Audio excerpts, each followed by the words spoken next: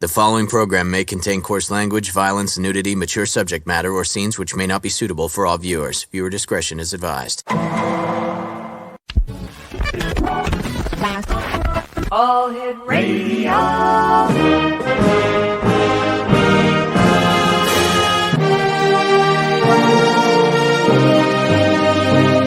Welcome to the X Zone, a place where fact is fiction and fiction is reality. Now, here's your host, Rob McConnell. And welcome to another edition of the X Zone. I am Rob McConnell, coming to you from our broadcast center and studios in St. Catharines, Ontario, Canada. Our studio number is PH2. And if you'd like to send us an email, xzone@xzoneradiotv.com, on all social media sites, X-Zone Radio TV. And we're coming to you around the world tonight on the Talkstar Radio Network, Mutual Broadcast Network, X-Zone Broadcast Network, and Channel 54 on Simul TV. These are undoubtedly strange days here in St. Catharines.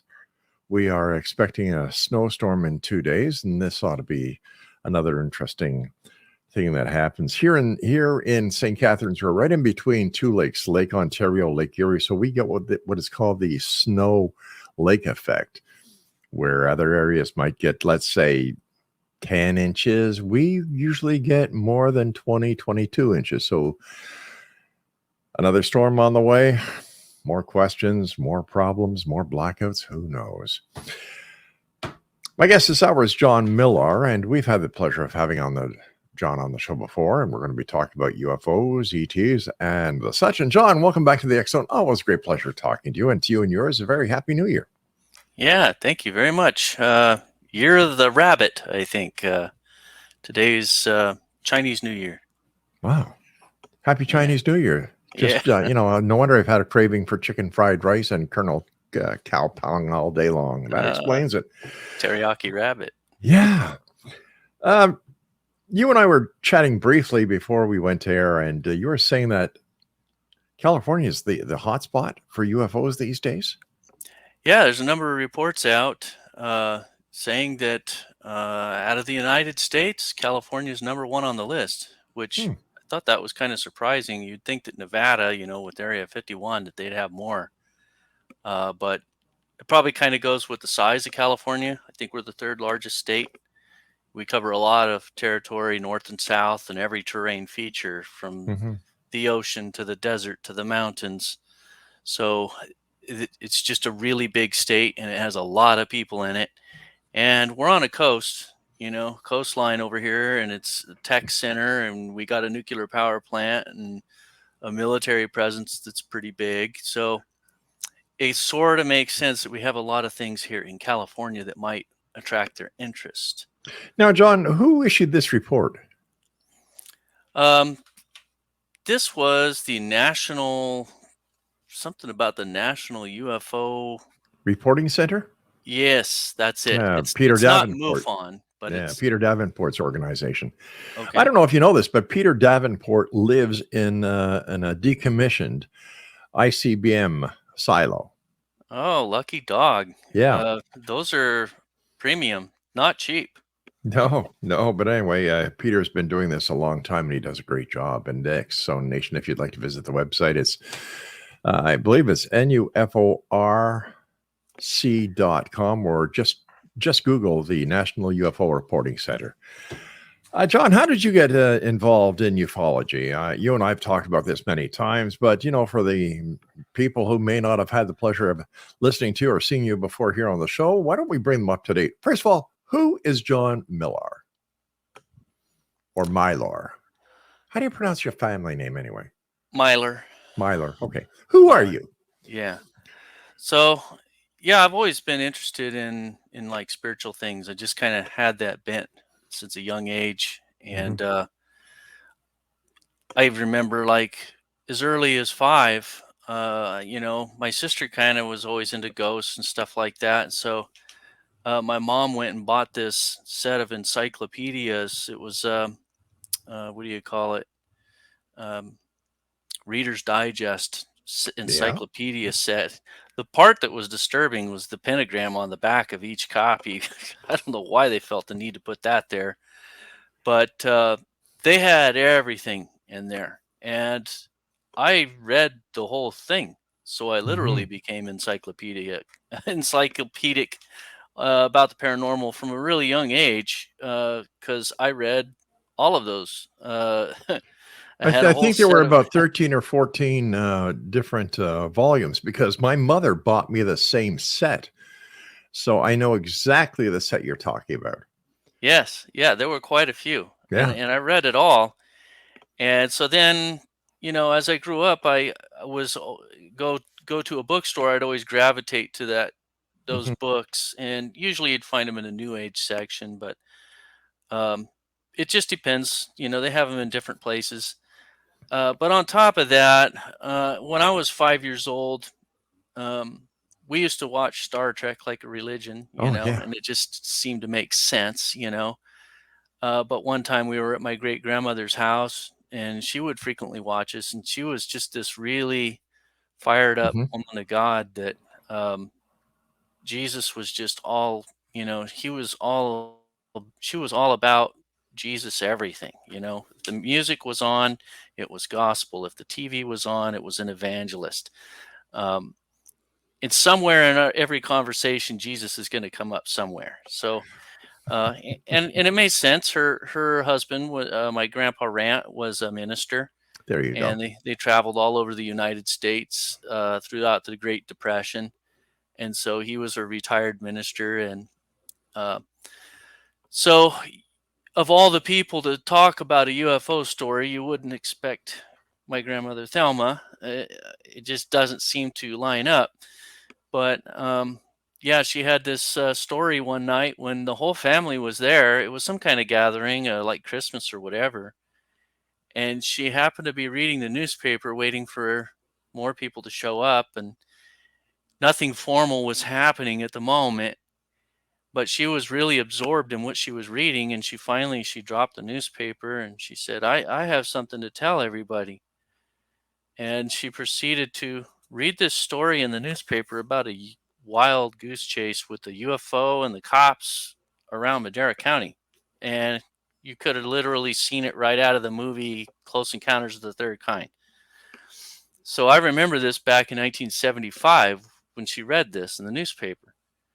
Uh, and after she read it, she dropped the newspaper and she said, when I was a little girl, I saw a UFO.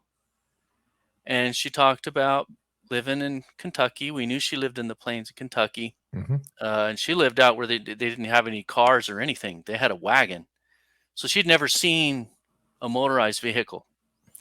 But her and her sister saw this cigar-shaped UFO cruising along, uh, and they even saw its occupant. It had like this glass dome on the top, and the guy turned and looked at him as he went by, humanoid. And they were just like, "What is that?" They'd never seen anything even remotely like that. She said it looked like it was made out of aluminum. She'd never seen anything made of polished aluminum. It was just this fantastic thing. They ran home and they told their mom, and she took them into another room and she swore them to secrecy to never say anything about that to anyone ever again. And they didn't really know why she acted like that, but they didn't question her. Uh, they had a pretty strict home. And so her sister died while she was Mm. still a teenager. And so for 60 some odd years, she kept this story bottled up until that night when she's reading the newspaper. And then it jogged her memory. And she's like, wow. And now I know what those are. And then she summed it up by saying, I don't care what people think, those things are real. And she didn't go through this whole, elaborate, you know, uh, apologetics or reconciliation, to explain how can this be real and the Bible be real. She just believed Right. they were both real, Mhm. and that's how it is. Um, However, in this modern age, we have shows like Ancient Aliens and stuff, and they take this whole UFO thing and they kind of assume that if UFOs are real, then you have to believe in evolution. You have to believe that religions are mistaken identity, that we just saw advanced technology and beings from some other planet, and we made up a religion or a bunch of different religions to explain them, but that's what they really are. And now we are enlightened enough to explain them, and we can toss off the shackles of religion. And there's just a lot of baggage now that goes with UFOs that didn't exist so much in her time. So I kind of took up the mantle later on when I became born again. I was 21. I had this crazy encounter, dream, vision, and I woke up and I heard Jesus speaking in my ear and all this crazy stuff. But basically, it was almost like Ebenezer Scrooge, how he goes to Right. sleep and he has this fantastic encounters and wakes up a completely different person the next day. Yeah. And that's how it was with me. I don't so- think there's anything crazy about that. I really don't. I believe that I'm a Christian. I'm not ashamed to say it. I believe in the Bible. I believe that there's a lot of things in the Bible with the knowledge that we have today. We can look at it through a different magnifying glass or a different portal, but the events are still there. The interpretation is a little different. But when you use today's science and today's physics and apply it to the Bible, in my opinion, it validates everything. Yes, you see it. Yes. So I suppose in 2020, when during the pandemic and the riots and all this insanity, and I was in the National Guard, so I was being hit with all of that stuff Oh my here in gosh. California. I did riot control and went out on training for that. Other people went out, did food banks. Other Yeah. people, so in the midst of all of this, the Navy decided, well, now we're going to do a 180, and the military is going to say, here's what we saw. We don't know what it is. Right. And put it on the news. So I guess the men in black got laid off because that was their whole job, to make people shut up.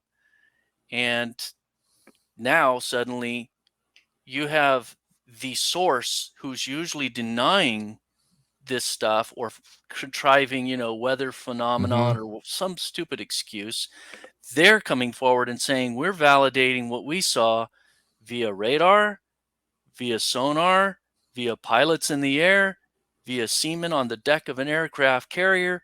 We're seeing stuff in the water going 5 times faster than our nuclear subs, and it's freaking us out. And we're seeing that stuff in the water come out of the water and blast off into the outer space at Mach who knows what, because it goes faster than anything that we've ever seen. It does circles around our F-22s. John, I hate to do this, but I've got to take a break. First of all, thank you very much for your service. Thank you. Men and women around the world who give up their time and who are willing to put their life to protect democracy and freedom. God bless you all.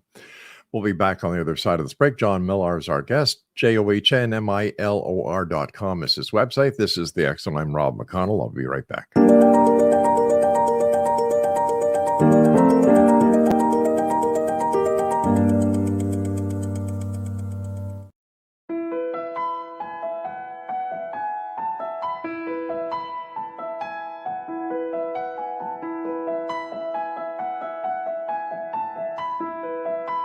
From the Canada-US border in the southern region of Niagara, traveling north in Ontario's Golden Horseshoe, then east and west of the Greater Toronto Area, there is growing awareness and excitement as more and more people are starting their day with Beautiful Mind coffee, the delicious healthy coffee that your brain will love. Made with ethically sourced 100% Arabica coffee, Beautiful Mind coffee is roasted and ground in small batches to ensure each bag contains a wonderful full-bodied artisan coffee. Scientifically formulated, Beautiful Mind coffee is the only coffee blend that contains 3 herbal ingredients found to aid in boosting your daily mental clarity and focus. Maca root powder, green tea extract, and American ginseng have been selected for their ability to support good brain health. Taking care of your brain's health now can help delay or prevent the onset of cognitive dysfunction, including dementia, Alzheimer's, and more general memory loss as you get older just by enjoying the delicious flavor of our roasted coffee and herbal ingredients found exclusively in Beautiful Mind Coffee. Beautiful Mind Coffee is now available at Amazon.ca and soon to be available in selected locations near you. In Hamilton, Ontario, Beautiful Mind Coffee is now available at Livelong Wellness Clinic, located at 189 Hewson Street South. Beautiful Mind Coffee can be ordered by telephone by calling 416-436-3675 or 905-536-2450. Why have a good cup of coffee when you can have a great cup of Beautiful Mind Coffee that's good for your brain? For more information on Beautiful Mind Coffee, visit us online at www.beautifulmindcoffee.ca.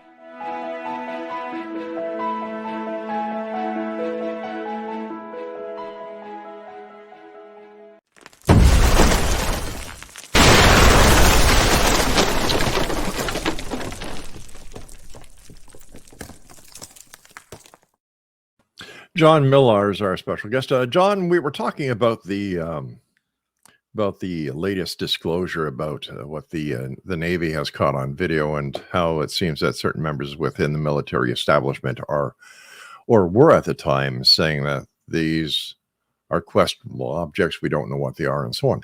But I understand that recently the video footage of that was taken of the Tic Tac has been identified as a drone by some parts, and other parts say it was defective radar equipment and tracking equipment. Well, that's why it's important to get multi-vector reports. Mm-hmm. You have people on the decks of the aircraft carrier that saw something flying that had no wings or any kind of a shape conducive to aerodynamics. It was in the shape of a Tic Tac. So even if they say it was a drone, how do you explain the fact that it's deploying anti-gravity technology that we supposedly don't have? Is it possible that these are in fact top secret technologies that have either been developed by the United States, China, or Russia? And if so, this is very threatful to American airspace. Yes, Marco Rubio said he hopes not. He hopes they're extraterrestrial. Yeah. Because if you think about what kind of power is employed to generate to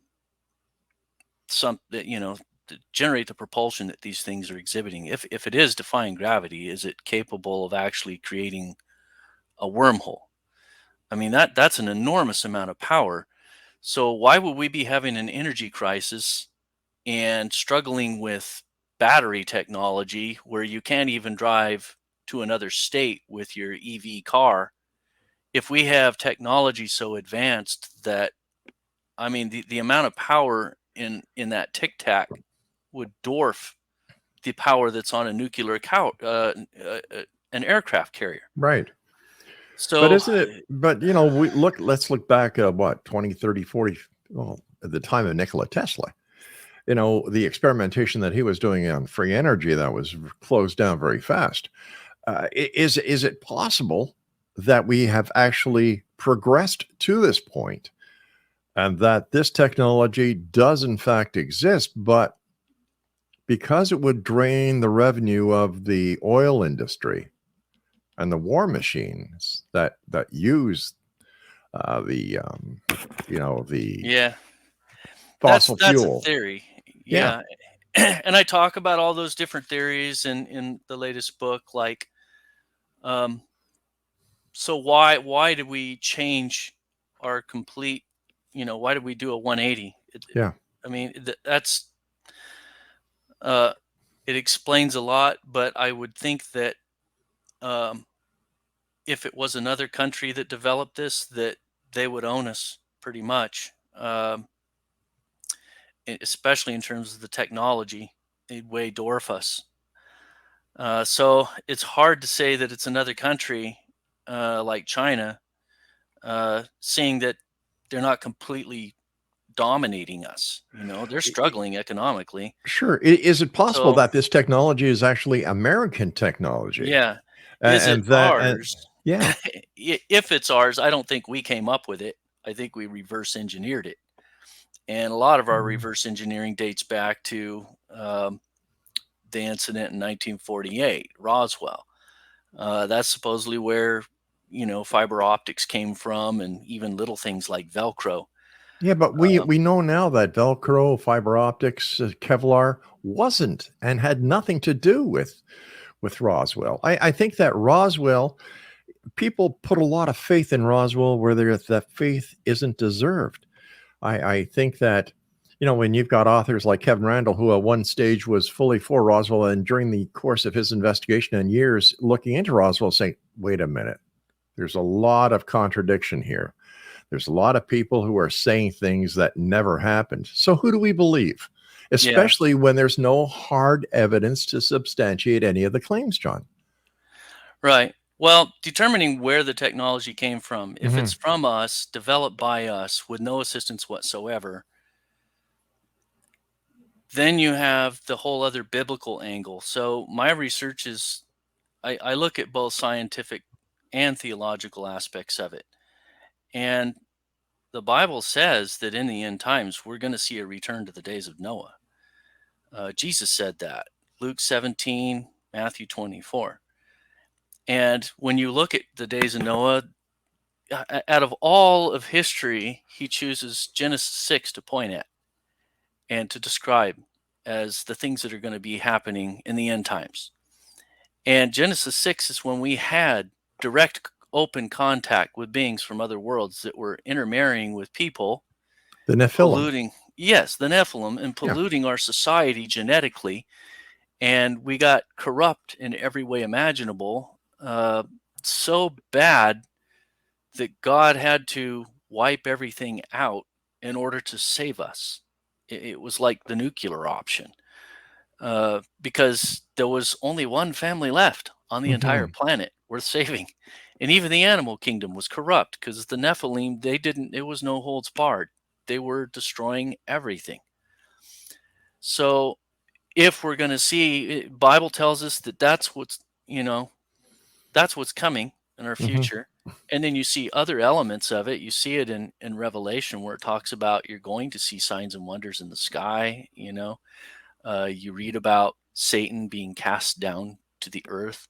You read about these otherworldly battles in Daniel, where it talks about we're going to be fighting with the host of heaven.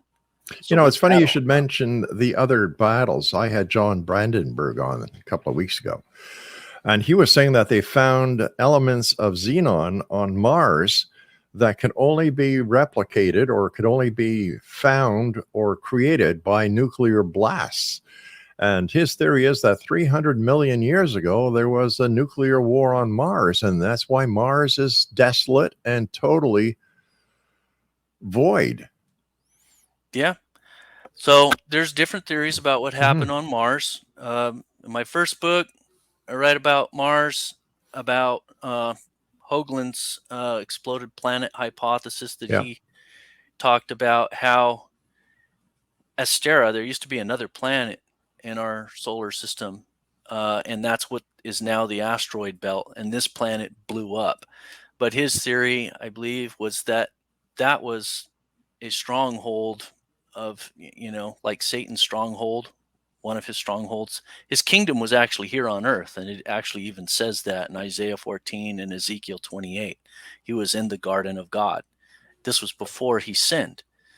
So that predates humanity. That's Mhm. during the time of the pre-Adamites and an angelic civilization that once existed here on earth, where you had some were mortal and some were immortal.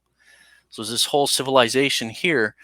And when Satan sinned, he led a rebellion that started here on earth into the heavens and against God's throne, and God put it down. And I believe Hoagland's theory was that there used to be another planet there. It was part of Satan's complex. It was a multi-world complex that he was in charge of, and that planet blew up. A chunk of it uh, hit Mars. and you can even see the scarring on the planet. A chunk of it hit Saturn, and Saturn, the ring of Saturn, is vertical, so it's an oddball setup when you look at it. The only way you can figure it out is to suggest that it got hit by something really hard and twisted it on its axis, and now the ring, here's the sun, and Saturn's going around the sun, and that the ring's not like this. The ring is like that, perpendicular to the sun. So it's weird. And there's a number of anomalies like that in our solar system that suggests that there used to be another planet here and it blew up. So they had what they called the failed accretion theory, where a bunch of matter collected, but it never quite had enough gravity to create a planet. And so that's what our asteroid belt is. But the counter theory to that is the exploded planet hypothesis, is that there was a planet and it blew up. And now that's the asteroid belt. And chunks of that planet, when it blew up, one chunk hit the Earth and wiped out everything here. So when you look at our fossil record, you see 5 extinction events, and that was one of them. And I believe there's a crater off the coast of Florida that's like 100 miles wide under the ocean. And that was probably the planet killer that hit us, and that's possibly could have come from that explosion. And a piece of it hit Mars, and a piece, wiped out the atmosphere on Mars. They knew that there was water on Mars too. So how can you have water there? For the longest time, we didn't think that it had enough gravity to have water, but they find sediment, which is evidence of water. So, you had probably a thriving civilization on Mars, and maybe Saturn. Well, if you have nuclear explosions and a nuclear holocaust on a planet where there's xenon present, that would explain what happened to Mars. But my question is, why do you think there's this race to go to Mars if it's a dead planet? Like, what's the sense? Why are we spending so much money on that when we could be spending it on the poor, the hungry, the sick, and the needs of humanity here on Earth? First of all, I did see this documentary on the moon that was just shocking, pretty amazing, that they think the moon's hollow. They've even made movies now that are kind of based on this, but some from the things that they found, apparently there's this gigantic dome structure on the dark side of the moon, and that's where China went. And China released their video footage, and we had guys that intercepted the footage, which wasn't encrypted. And you look at a lot of these moon photos in some of these areas, and you see these vertical lines in the background, and everybody has always assumed that that was a slicing of the photographs in order to make a continuous scene. But it turns out there was no splicing and slicing going on. That's the actual picture. And there's nothing really legitimate to explain these vertical lines in a lot of these pictures, from what I read. And they say that is where they messed up and actually included that dome structure that's in the background, and it's massive, hundreds of miles, but it's all busted up. And so they say that this thing was destroyed probably well over 100,000 years ago. But the whole theory is that the moon is an artificial structure that was created as like an observation post for the Earth, maybe. If it's an artificial structure, how can it affect the Earth's gravitational pull? That makes no sense. If it was an artificial structure, there'd be no tides, because it's the gravitational pull from the moon that creates the tides. Well, anything that's going to be that big is going to have a gravitational pull. Not if it's hollow. Well, it depends on what kind of metal it's made out of too. And even if it's hollow, it's still going to have a mass to it that's going to be big. So if it is hollow, and if there is this base on the dark side of the moon, how come it wasn't, how come there was no news about this when the Americans did all these Apollo missions, because you had the command module that was circling the moon, the prelim flights to the lunar area to test prior to landing. There were never any reports from any credible source of these bases or this dome. Why is it when only the Chinese go up there and it's a signal that's intercepted? Because it wasn't encrypted. Now, are the Chinese that stupid that they wouldn't encrypt their transmissions? So like, they might not have cared. It's a great theory. Yeah. It sounds like the stuff that science fiction is made of. Well, they compiled a bunch of different things together. Some of it came from Edgar Mitchell. And it is a well-known fact that when they took off from the lunar surface and they ejected that component, that when it struck the moon, it rang like a bell for 4 hours.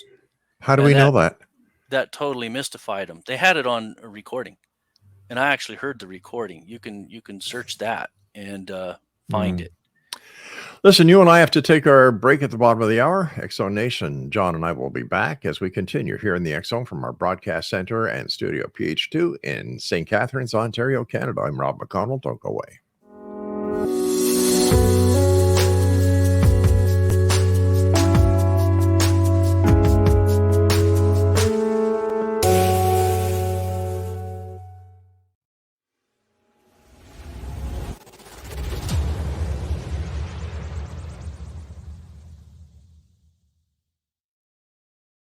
So I was watching the X-Zone TV channel last night when I was abducted by aliens, and they kept repeating to me over and over again, simultv.com, simultv.com. What's simultv.com? That's what I asked them. They had it written on the side of their UFO. How do you spell that? UFO. No, I mean simultv.com. simultv.com. simultv.com. Right. simultv.com. Interesting that you were abducted by aliens in a simultv.com UFO last night. Oh, yeah? Yeah. Now that you mention it, I remember now last night I was awakened from a deep sleep. My great-grandmother was standing there. She said she'd come from the hereafter to tell me about simultv.com. She even spelled it out for me. simultv.com, sonny boy. simultv.com. simultv.com, sonny boy. Wow. Yeah. Guys, you'll never guess what my psychic guru just told me. simultv.com. Exactly. Are you guys psychic too? Of course. We all know about simultv.com. simultv.com.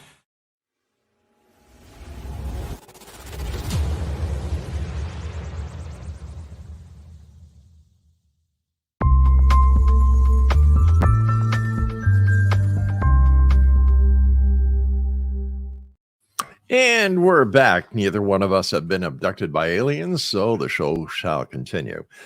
John Miller is our guest, johnmiller.com. John, have you yourself seen a UFO? So I have seen falling stars that suddenly did a right turn and shot off.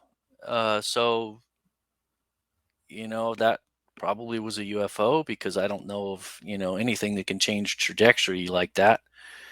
And I did see a glowing ball of light in the jungle of Panama. It's about the size of a soccer ball. So Wow. I don't know if you'd constitute that as a UFO or a probe or an entity. I think it was a living entity of some sort, some like transdimensional thing.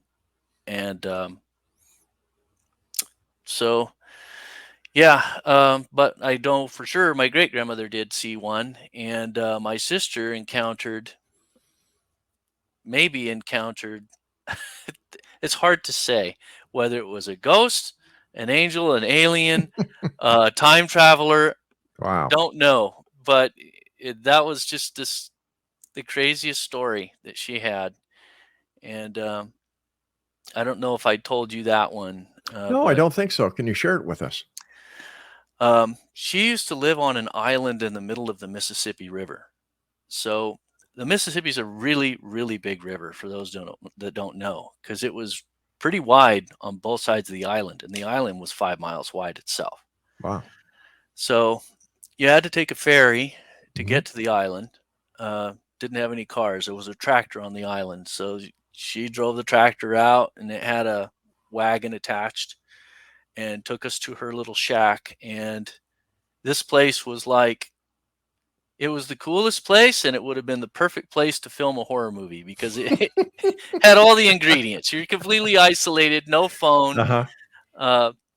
and this shack was next to a hunting lodge, which was like this basic, gigantic, big cafeteria type facility with a tin roof, and it had like a big kitchen and then like bunks, where hunters could go, and they rent the place out, and then it was a seasonal hunting thing that they would go there, and then during the off season, it's just like, good 6 to 8 months, nobody was there, and it was her and her husband, and on the other side of the island, 8 miles away, was another guy.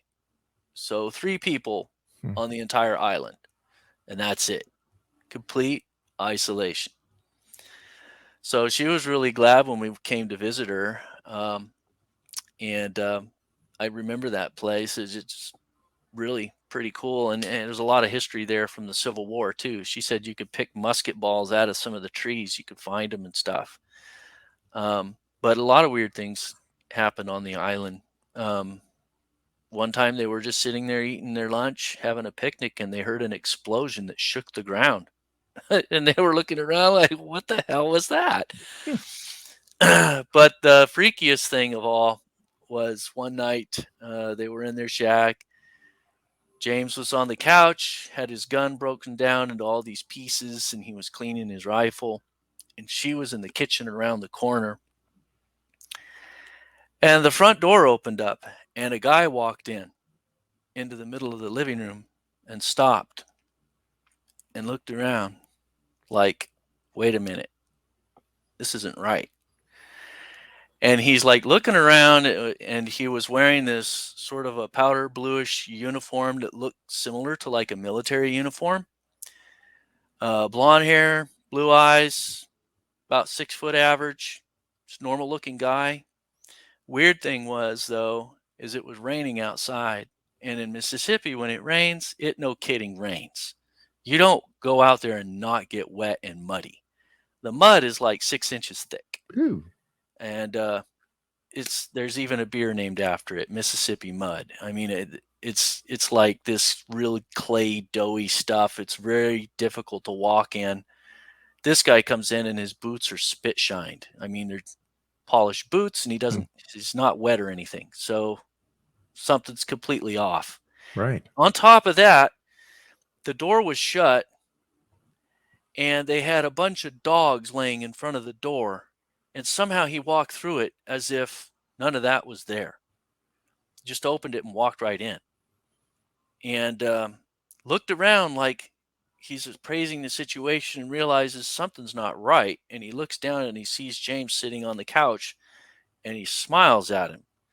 So this isn't like a ghost recording of time or whatever, where this thing is not sentient of its surroundings or whatever, or it's trapped in the past or whatever. This dude knew where he was at, and something was off, or like somebody screwed something up or what. Don't know. But he realized, I'm not supposed to be here. And he smiled like he was embarrassed. He waved, turned around, walked right back out, and shut the door. Unreal. James was like, sitting there gagging. Sharon felt something when she was in the kitchen cooking, and she looked around the corner just in time to see the guy's bootleg pass through the door and the door shut. And she looked at James, and he couldn't talk. He was just catatonic. And she's like, what was that? And he just,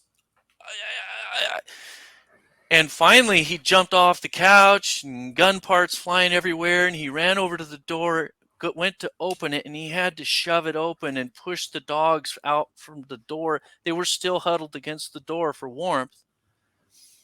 And he ran out, and it was like storming and lightning and rain everywhere, mud all over the place. And that guy is gone. And he came back in, and that was at the point when my sister lost it.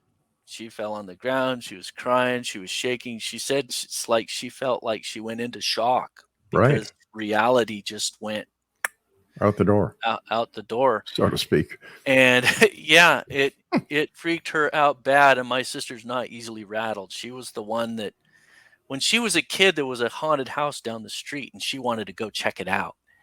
And there was another friend that we had that they supposedly had a ghost named Roger, and she wanted to go down into the basement and talk to Roger, and was trying to convince us to go with her. So we're like, no.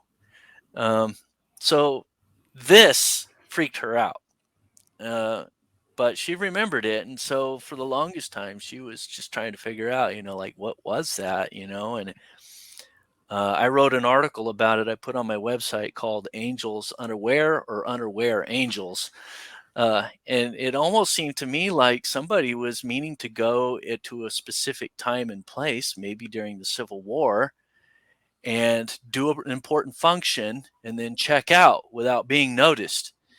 But somebody switched the dial to the wrong time and place, and he walked in and like, 100 years off on this one, or 130 or 40 years.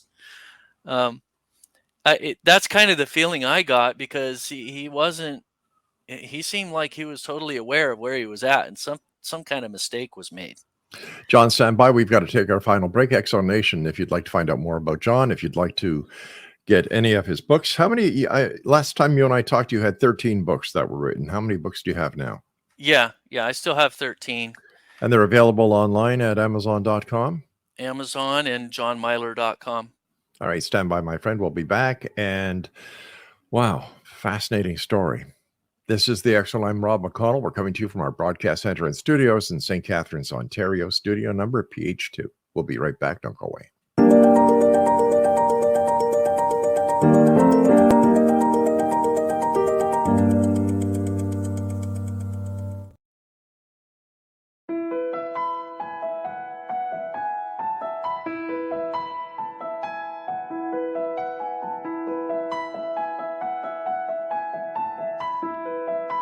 From the Canada-US border in the southern region of Niagara, traveling north in Ontario's Golden Horseshoe, then east and west of the Greater Toronto Area, there is growing awareness and excitement as more and more people are starting their day with Beautiful Mind coffee, the delicious healthy coffee that your brain will love. Made with ethically sourced 100% Arabica coffee, Beautiful Mind coffee is roasted and ground in small batches to ensure each bag contains a wonderful full-bodied artisan coffee. Scientifically formulated, Beautiful Mind coffee is the only coffee blend that contains 3 herbal ingredients found to aid in boosting your daily mental clarity and focus. Maca root powder, green tea extract, and American ginseng have been selected for their ability to support good brain health. Taking care of your brain's health now can help delay or prevent the onset of cognitive dysfunction, including dementia, Alzheimer's, and more general memory loss as you get older, just by enjoying the delicious flavor of our roasted coffee and herbal ingredients found exclusively in Beautiful Mind coffee. Beautiful Mind coffee is now available at Amazon.ca and soon to be available in selected locations near you. In Hamilton, Ontario, Beautiful Mind coffee is now available at Livelong Wellness Clinic, located at 189 Hewson Street South. Beautiful Mind coffee can be ordered by telephone by calling 416-436-3675 or 905-536-2450. Why have a good cup of coffee when you can have a great cup of Beautiful Mind coffee that's good for your brain? For more information on Beautiful Mind coffee, visit us online at www.beautifulmindcoffee.ca.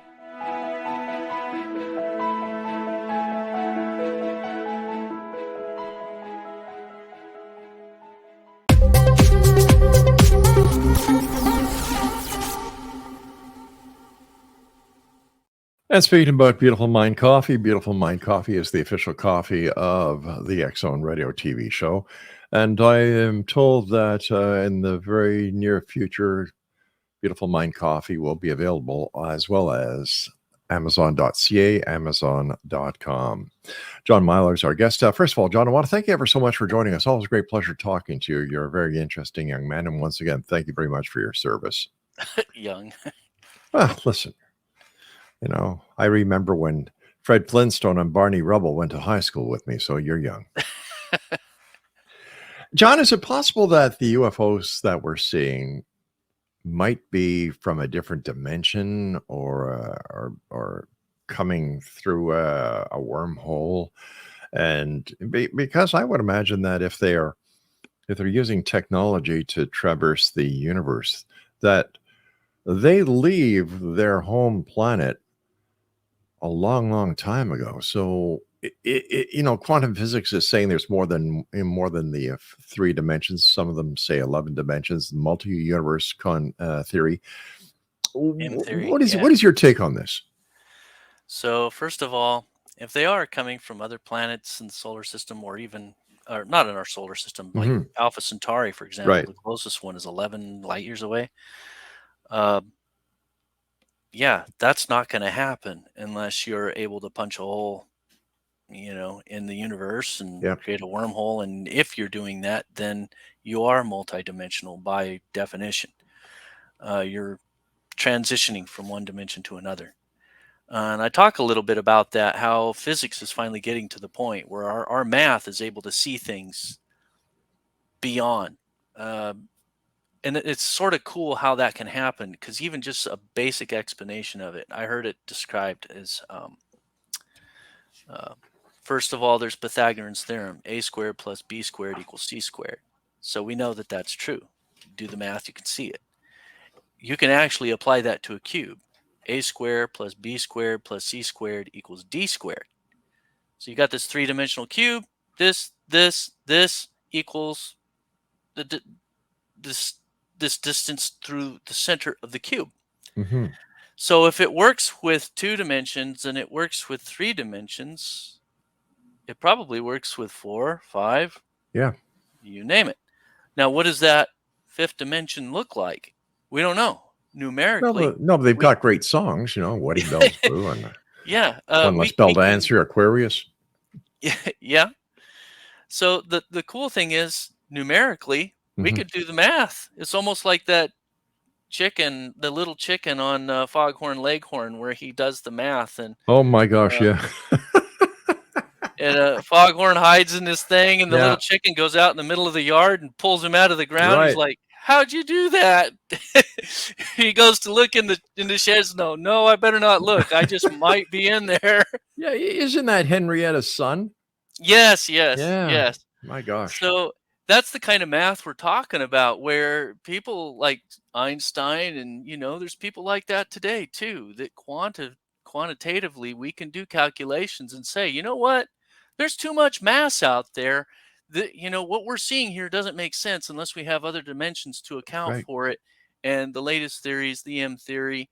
And you have movies like Sliders and stuff, which is dated, but you have all these new movies now that incorporate our multidimensional universe. And the funny thing is, the Bible's talked about that all along. Yeah. That our Earth is multidimensional. It's like an onion, and it talks about hell in a lower level.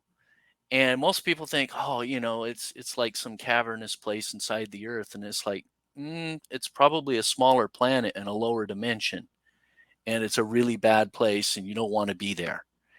And Earth in a higher dimension. Mm-hmm. So Bible talks about the levels of heaven: sky, outer space, Shamaim and Oranios for the Greek word, and that's the most widely used translation for the word heaven, which is plural, the heavens. Yeah. So angels come from literally the heavens, according to the Bible. That's outer space. And the third heaven is God's throne, which, if you're reading scripture and you look at all the things that are there, there's a sky, there's trees, there's animals, there's a city, New Jerusalem. And that city is going to be transported to the earth in the future. So if it's not a physical city, how is it going to be transported to a physical earth? So you have descriptions in the Bible that have been there all along that tell us about our multiverse that we live in. So angels or aliens coming from other worlds that are also other dimensions is nothing new. The Bible actually describes that. All is possible. John, we've got about 3 minutes left. What are your final words for the listening and viewing audience of the X Zone Nation tonight? Well, my final words, I'm going to just say, kind of take a prophetic note and just say the things that are coming into the world, be ready for it, that it shouldn't be any surprise when we start seeing crazy stuff going on and aliens and stuff suddenly become part of our reality, that the Bible predicted this. Jesus said that this was gonna happen. And that's mainly why I wrote my book. People don't have to abandon their faith based on the things that they're going to be seeing in the future, even though there's going to be all kinds of people that are interpreting it, saying, here's how you have to interpret what's going on. You have to believe in evolution. You have to believe in all of these different things. And that's not true. So that's why I wrote this book, Christian UFOlogy, and some of these other books, The Strong Delusion. And, if I'm wrong, then I'm wrong. And then all this stuff doesn't happen. But if you start to see things if they do public disclosure and other things like that start happening, please consider getting my book then. Because I'm talking about a lot of these things and I'm saying, hey, here's a list of things that are going to happen in our future. Yeah. And they're available at johnmylar.com and Amazon. John, I want to thank you so much for joining us. Always a great pleasure talking to you. And I look forward to the next time we meet back here in the X Zone. Until then, take care of yourself, my friend, and Happy New Year. Okay. Thank you. All right, X Zone Nation, that's it for this segment. I'll be back later on tonight. So if you're watching us, this is the X Zone. I am Rob McConnell, and thank you very much for joining us.